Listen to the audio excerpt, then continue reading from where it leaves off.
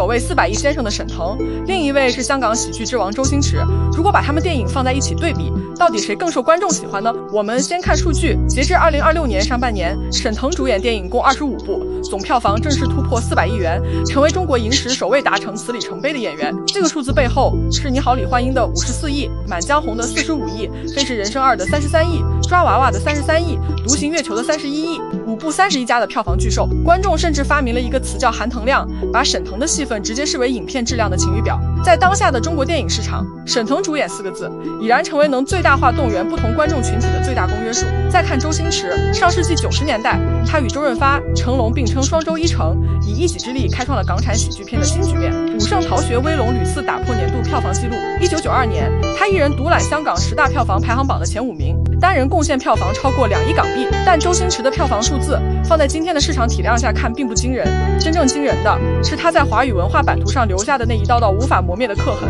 沈腾赢在量，周星驰赢在智与实。沈腾的11年电影生涯正好对应中国内地电影市场飞速扩张的黄金周期，而周星驰的辉煌是在香港电影工业的巅峰时期，用一部部作品垒起的文化丰碑。沈腾的喜剧是生活化的、内敛的，带着中年人的无奈与狡黠。无论是《夏洛特烦恼》里的中年 loser， 还是《飞驰人生》里的过气车手，沈腾塑造的人物都带着一丝丧气和憨气，却又在关键时刻迸发出惊人的韧劲。他像是一个在我们身边会遇到的那种有点怂、有点平，但关键时刻又透着善良的邻家大哥。观众喜欢沈腾，是因为在他身上看到了自己，那个被生活压得喘不过气，却还在苦中作乐的普通人。周星驰的喜剧则是解构式的、夸张的、带着悲剧底色的狂欢，他把尊严撕碎了给你看，让你在哄堂大笑后，突然在某个深夜想起那句做人如果没梦想跟咸鱼有什么分别时，眼角泛起酸涩。有影评人精准地概括过两者的区别，周星驰既有代表白天的过火癫狂的喜剧本色，也有代表黑夜的忧伤近似的悲剧底色，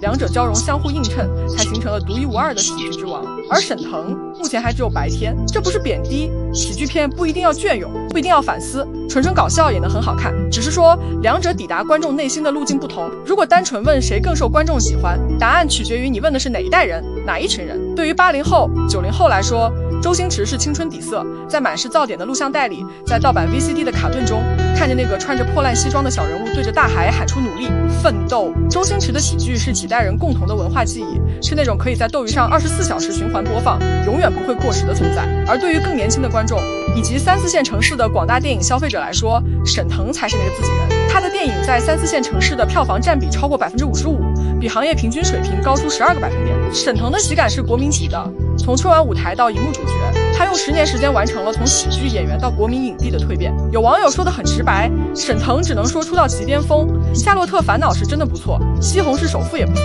可惜后面的就乏善可陈了。周星驰的电影绝大部分都是经典，二者没得比。也有人说周星驰的喜剧幽默在整个剧情里，沈腾的喜剧在包袱里。这些评价或许苛刻，却也道出了一个事实：周星驰的经典经过了时间的淬炼，而沈腾的辉煌还在进行时。所以到底谁更受观众喜欢？我的答案是他们都受喜欢，只是喜欢的理由不同，喜欢的群体不同，喜欢的方式也不同。周星驰是被时间封神的那一个，他的电影已经超越了搞笑本身，成为一种文化符号，一种情感寄托。沈腾则是正在封神的那一个，他用400亿票房证明了喜剧在当下中国市场无与伦比的号召力。正如一位影评人所言，沈腾的才华在于表演，在于与生俱来的幽默感，而周星驰不同，他不甘于落寞，一个是被时代选择的喜剧巨星，一个是创造了时代的喜剧大师。观众不需要在两者之间2选1，我们足够幸运，既拥有了周星驰的过去，也正在见证沈腾的现在。